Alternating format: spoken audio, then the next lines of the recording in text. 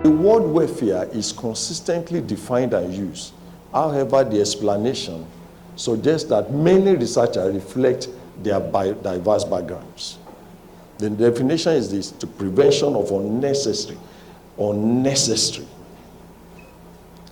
animal suffering, ensuring good quality of life and humane death. Unnecessary animal suffering. And these involve basically the absence of cruelty. In Africa, we know sometimes the animal is not going. Instead of talking to the animal, petting the animal, some even kick. And that tells us some respect, the so-called respect in quote, that we give to animals. We have so much relegated animals as if they don't have a role to play in our lives.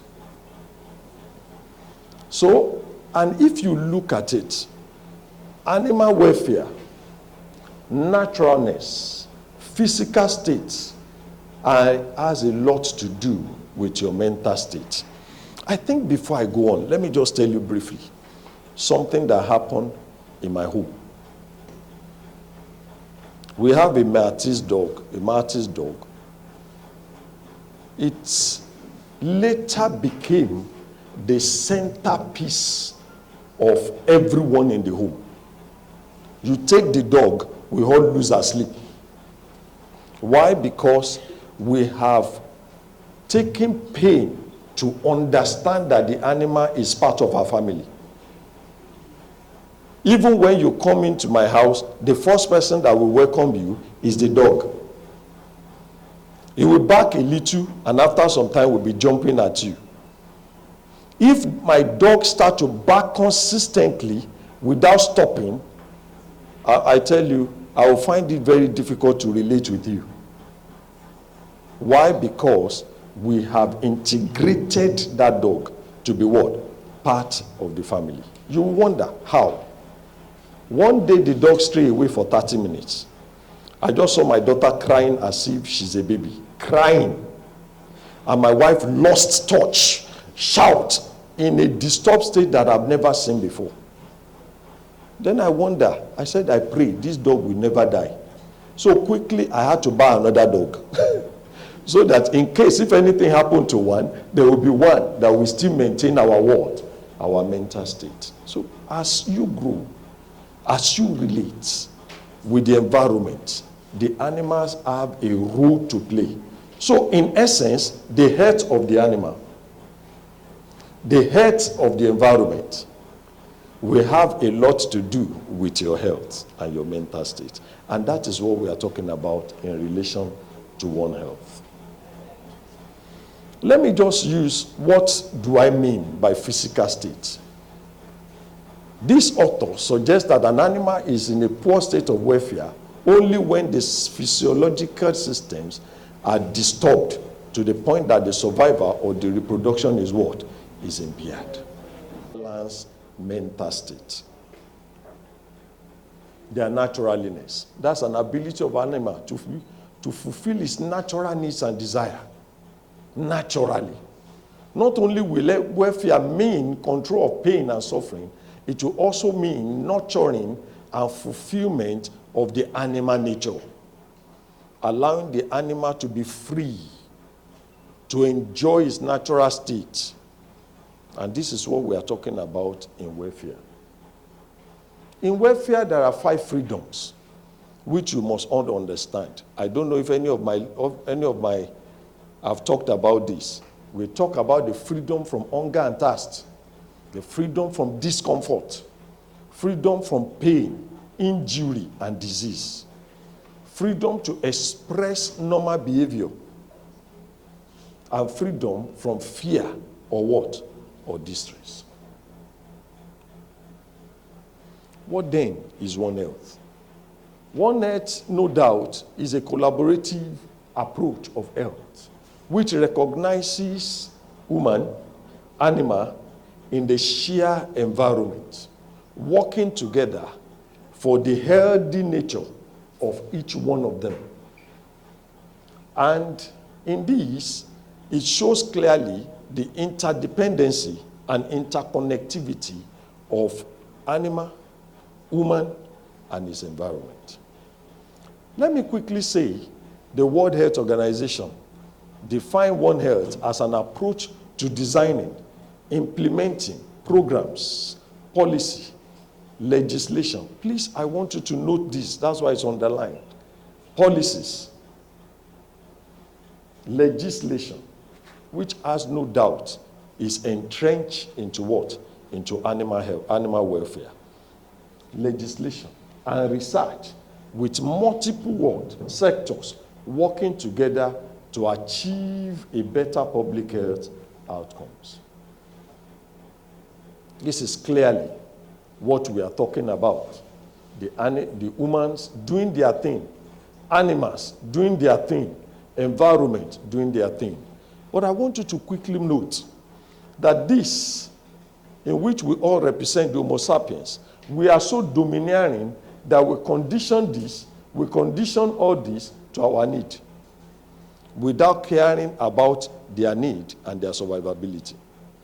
And this is what is causing encroachment. This is what is causing serious welfare issues.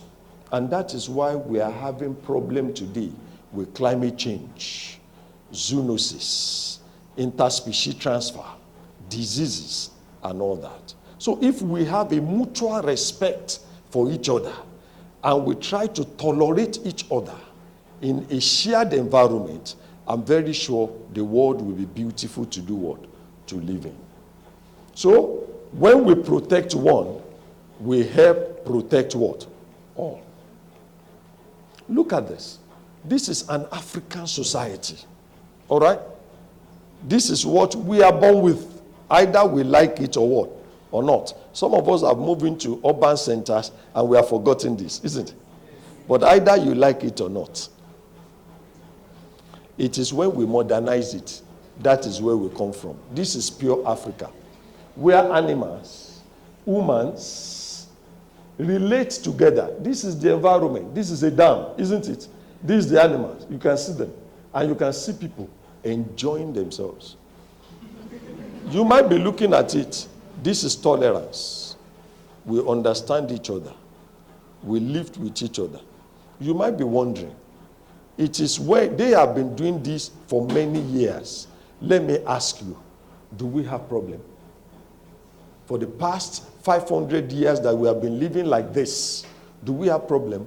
Tolerance. Tolerance. Living with each other.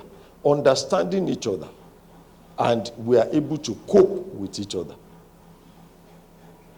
Even though we want to modernize this, there are better ways of modernizing it. We can partition and make sure that the animals are what? Are also enjoying their drinking water, isn't it?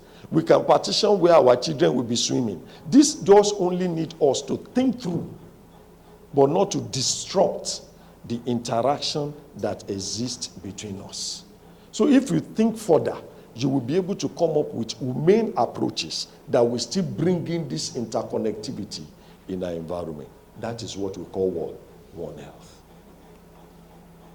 So, One Health, therefore, had moved to be healthy animals, healthy nature, and healthy people.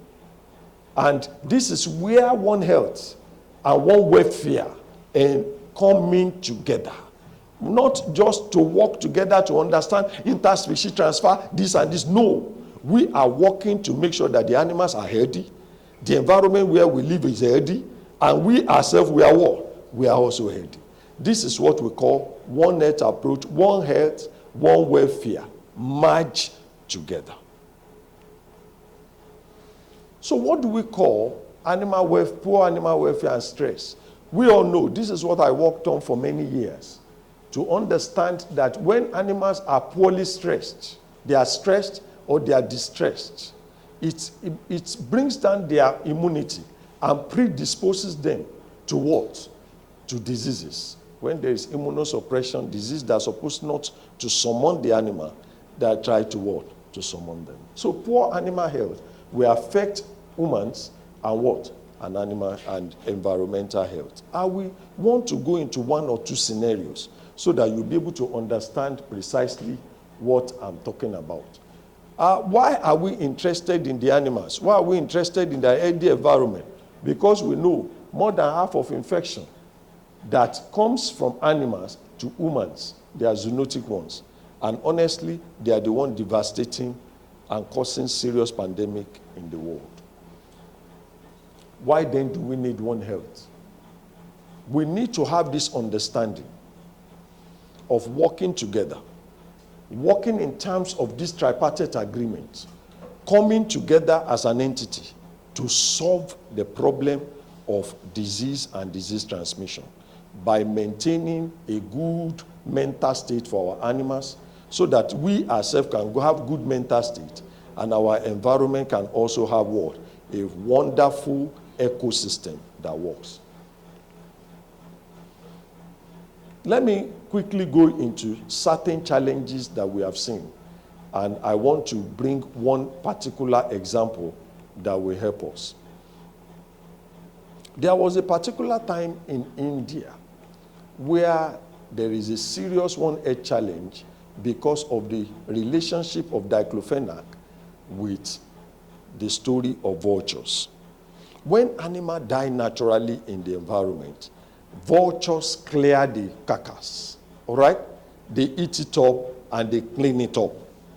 They are actually called cleaners, right?